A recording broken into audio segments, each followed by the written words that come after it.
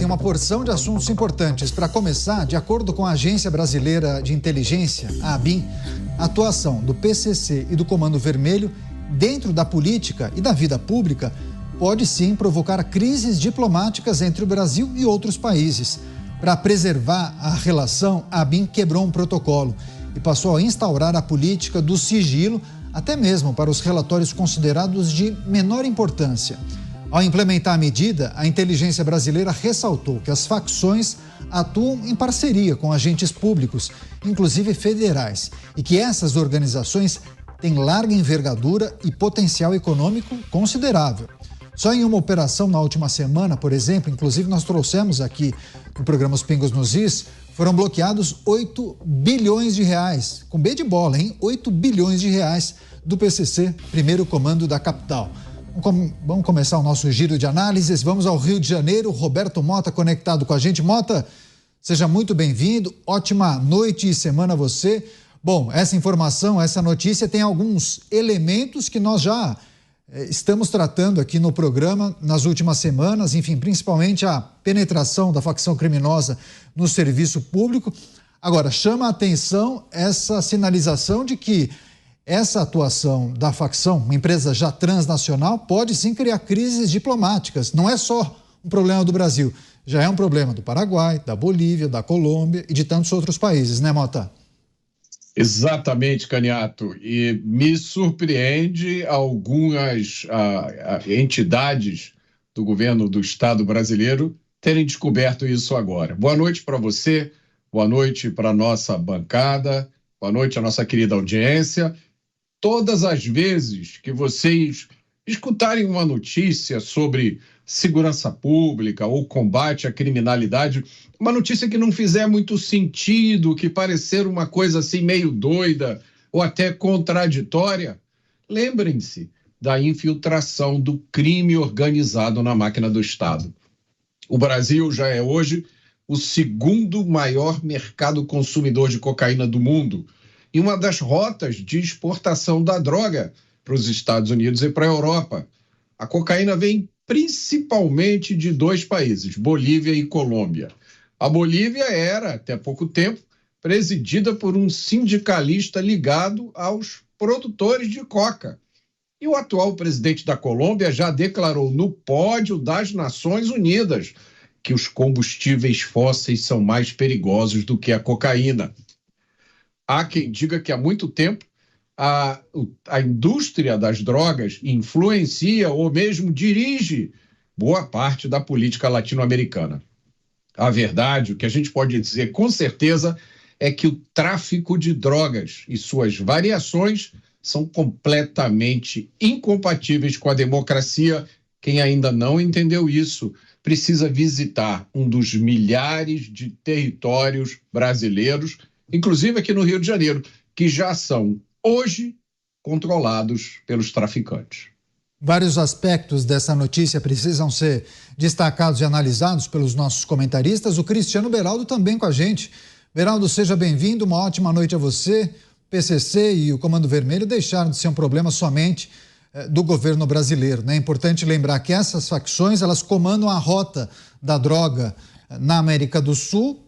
Muitos produtores locais de outras facções enviam a droga para cá e aí essas duas facções despacham para os Estados Unidos, mas principalmente para a Europa. Enfim, há muitos elementos que a gente precisa destacar, mas também uma chama atenção, né? A possibilidade de crises diplomáticas decorrentes dessa atuação quase sem nenhum tipo de dificuldade do PCC, Beraldo.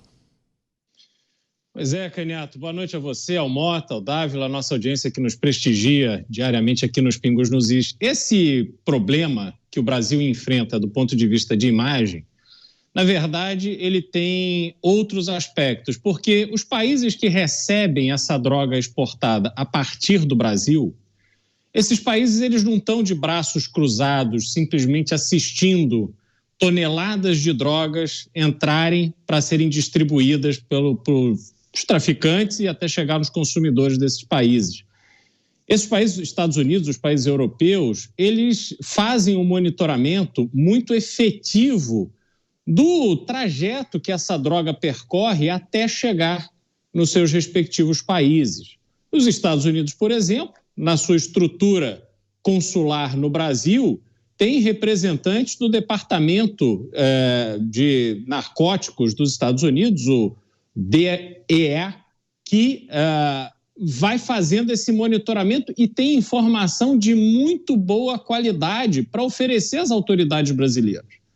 Então, esses países fazem o investimento em monitoramento e inteligência, ofertam essa informação gratuitamente às autoridades, mas não veem o combate se efetivar. E como é que esses países ficam? Porque isso afeta a realidade deles. Isso prejudica o trabalho que eles precisam executar nos seus respectivos territórios para combater o tráfico de drogas.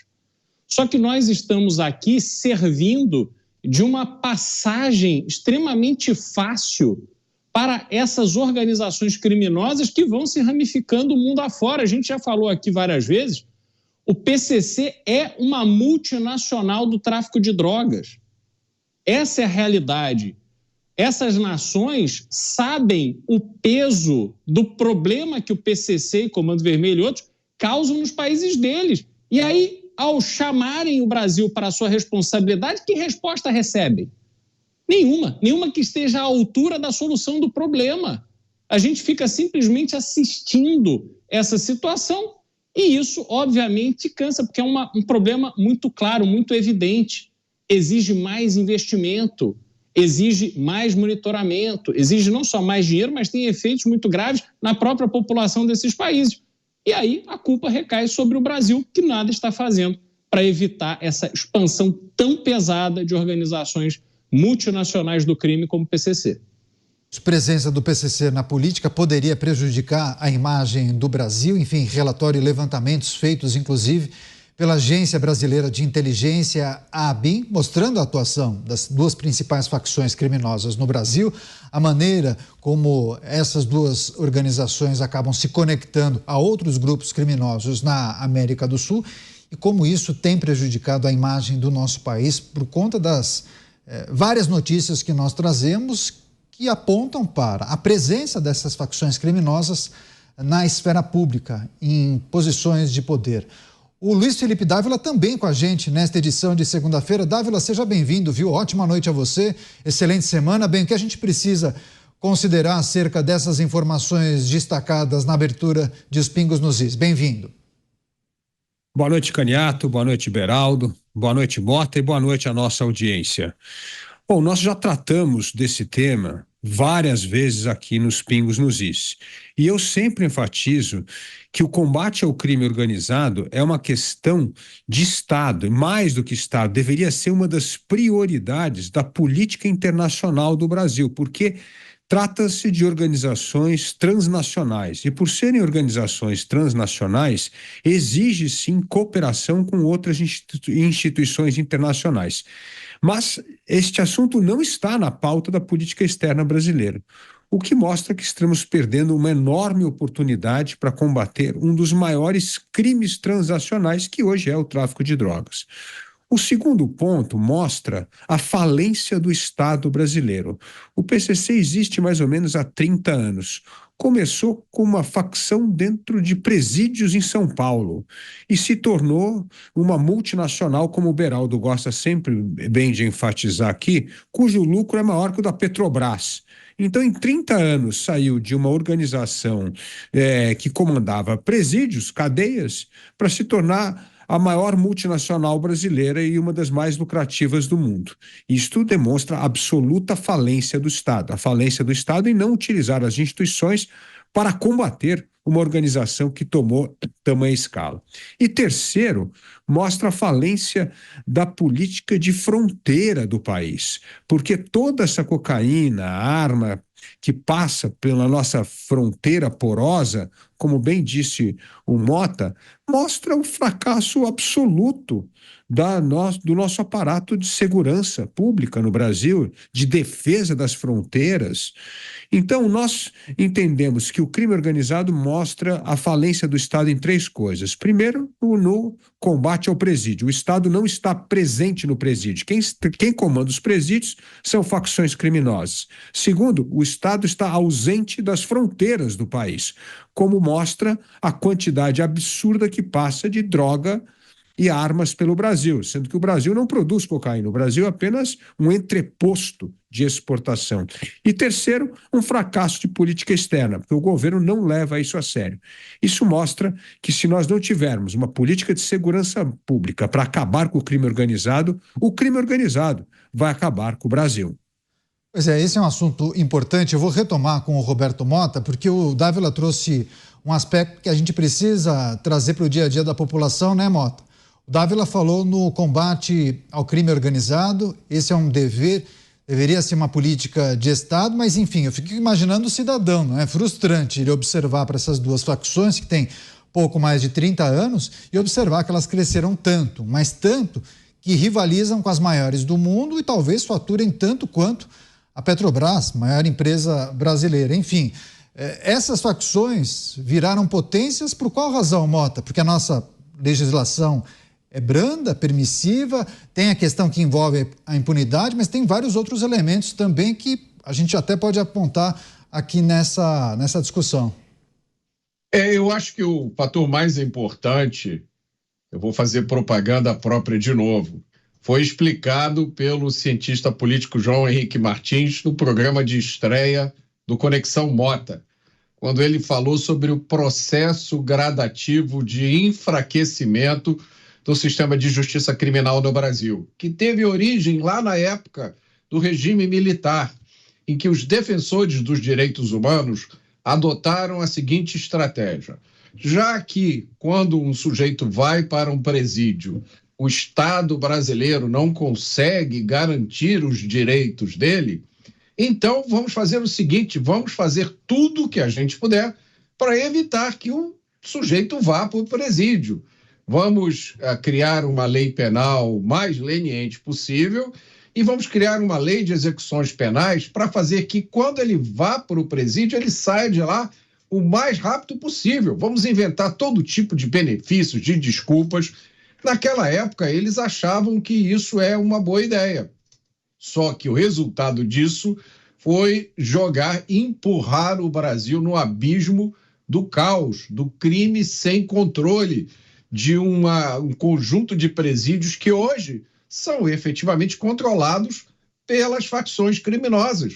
E tem gente no Brasil, tem juristas, tem políticos, tem pessoas em posição de poder que acham pouco isso. Na verdade, elas defendem que o Brasil avance mais na direção do abolicionismo penal, de acabar com as cadeias. Essas pessoas, meus amigos, elas acreditam que todos os criminosos, inclusive esses que chefiam essas facções que lucram mais do que a Petrobras, eles acreditam que esses criminosos são pobres coitados, inocentes, anjos caídos, que não sabem o que estão fazendo, que basta você dar um curso de marcenaria, de corte e costura ou de contabilidade, que eles vão sair prontinhos e dispostos a começar uma vida nova, ressocializados no meio de nós, e vão deixar de lado seus carros de luxo, suas mansões, seus helicópteros, seus aviões,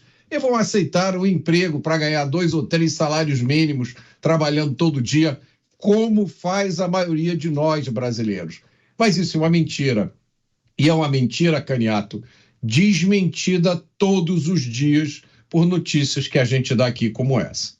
Pois é, esse é um assunto muito importante, porque mexe inclusive com o seu dia a dia. Sim, você cidadão, você que acompanha o nosso programa, a programação da Jovem Pan News, que acompanha as notícias, enfim. Você, Cristiano Beraldo. Beraldo, o quanto essa narrativa da descriminalização das drogas, sei lá, aquela turma que defende e participa da Marcha da Maconha, a turma que fala das 40 gramas, ou aquele pessoal que defende que um cigarro de maconha, um baseado, não faz mal para ninguém. Enfim, o quanto esse discurso colaborou para esse cenário que a gente observa. Facções criminosas que faturam tanto quanto a Petrobras. Bom, Caniato, tudo é um processo, né? A gente precisa resgatar a partir desse ponto inicial que o Mota mencionou. Primeiro, ninguém tem dúvida de que o crime no Brasil compensa, né? Então, o criminoso ele tem muito mais chance de ser bem-sucedido ao cometer o crime do que se dar mal, né? O mau exemplo para o criminoso no Brasil, ele é muito reduzido. Então, lá atrás, como disse o Mota, decidiu-se que, para não fazer os investimentos necessários no sistema carcerário, na sofisticação, digamos assim, do sistema penal, para que o criminoso pudesse continuar cumprindo a sua pena, não nas prisões que, né, muitas foram construídas propositalmente para serem lugares hostis, realmente né, com traços de tortura e tal, mas ao invés de se modernizar o sistema carcerário, decidiu-se por devolver à sociedade a responsabilidade em cima daquele criminoso. Então, não vamos manter o criminoso preso. Se for preso, vamos construir caminhos para que ele seja liberado e devolvido à sociedade, a sociedade que se vire com ele. Aí a sociedade de bem, naquela época em que a sociedade era mais organizada, mais estruturada, ela começa a ver isso com estranheza, com preocupação. E aí como é que você resolve isso? Porque, afinal de contas, a população carcerária é tão grande que ela tem um peso eleitoral. Como não se quer resolver este problema, você pega o interesse eleitoral, o mau caratismo dos corruptos e começa a facilitar a formação de uma sociedade absolutamente entorpecida que depende do criminoso. Hoje é a realidade que nós temos. Quer dizer, essa turma que fica falando aí a favor de bandido, contra a polícia, achando que só o preso, só o bandido é que tem direitos humanos, esse blá, blá, blá que a gente conhece bem, essas pessoas, em grande medida, elas são clientes desse sistema corrupto, desse sistema criminoso, do tráfico de drogas, do repasse de mercadorias roubadas e por aí vai. E hoje, esse é um sistema que vai se retroalimentando. Não há iniciativa do poder público. O poder público não quer gastar os bilhões de reais necessários para resolver esse problema. Não há uma iniciativa de uma parte expressiva da sociedade, porque as manifestações que a gente vê são de pessoas que vão à rua reclamarem da polícia. A gente não vê, do outro lado, as pessoas se organizando para irem às ruas se manifestar em apoio à polícia, contra a bandidagem. Né? A gente não chegou nesse estágio ainda. Então, hoje, o vento sopra a favor desse sistema que está destruindo a sociedade brasileira. Como é que a gente vai se contrapor a isso? Fazendo tudo diferente do que a gente vê o poder público fazer. Sobretudo esses ventos que sopram da União, querendo centralizar em Brasília o comando das políticas de combate ao crime do Brasil. Isso é uma aberração. Não se pode fazer isso com os estados. Isso vai no caminho oposto do que a gente precisa, que é mais autonomia dos estados e liberdade para que os governadores façam um alinhamento com o Ministério Público Estadual, com o sistema judiciário estadual, para aqueles que acharem que este é um problema grave demais para ser ignorado, que façam os investimentos e, com esses apoios, metam bandido na cadeia e que na cadeia esses bandidos fiquem. A gente precisa de mais autonomia e não menos. Então, veja, Candidato, como a gente caminha no sentido oposto do que precisa para resolvermos, ou pelo menos começarmos a resolver esse problema da pandemia de criminalidade que afeta o Brasil inteiro. Pois é, vou passar para o Luiz Felipe Dávila, vamos fechar esse assunto, esse capítulo. Dávila, e essa quase esquizofrenia no discurso de parte da elite intelectual do Brasil, que muitas vezes reclama da criminalidade quando tem o seu telefone furtado ou roubado, mas ao mesmo tempo diz que a guerra às drogas fracassou e relativiza, né, quando as pessoas acabam defendendo uma punição um pouco mais dura para traficantes de drogas ou até para usuários. Bom, eu acho que aí tem um ponto fundamental, vou complementar o que o Mota e o Beraldo disseram, que eles já tocaram no ponto fundamental. Precisa reestruturar toda essa política de segurança pública que está falida há muito tempo. Mas que a questão da demanda, como a droga, como qualquer mercadoria, tem demanda e oferta. O tráfico de drogas cresce no Brasil e no mundo porque tem demanda. Então, essa mesma pessoa que quer humanizar o preso, como diz bem o Mota, a ressocialização social, é o cara que tem o telefone do traficante que faz o delivery em casa da droga também. E esse cara alimenta o crime organizado. Pior, o consumo de droga nos Estados Unidos e na Europa, que são os grandes mercados, aumenta de forma assustadora. Saiu um dado outro dia que me chamou muita atenção. Hoje, um jovem de 18 anos nos Estados Unidos tem mais chance de morrer aos 50 anos do que uma pessoa em Bangladesh. Veja só, por quê? Por causa da droga, por causa do álcool, por causa do opioide. Então, é uma sociedade que também, se não combater esse lado da demanda, esses problemas estruturais que está fazendo esses jovens com total desesperança mergulhar nesse mundo obscuro da droga, do opioide, do álcool, não tem como resolver, porque se a demanda continuar sendo intensa do jeito que ela é hoje, vai sempre haver alguém que quer correr o risco de atender essa demanda. Então, e no Brasil também. Eu só estou dizendo o caso dos Estados Unidos, que me chamou muita atenção esse número nos Estados Unidos. Imagina só você, um jovem de 18 anos, quando chegar aos 50, tem mais chance de morrer do que um sujeito em Bangladesh. Então, isso mostra essa indústria da droga, essa demanda que também mobiliza esse comércio ilícito. Então, nós precisamos atacar as duas pontas. Seguir os conselhos do Mota e do Beraldo para resolver as questões estruturais da segurança pública no Brasil, do combate ao crime organizado, mas precisamos resolver a questão da demanda. Não é possível que uma sociedade tenha uma juventude tão desestruturada que não quer encarar a realidade e quer estampar a realidade se entorpecendo com o que tiver pela frente. Aí também fica difícil.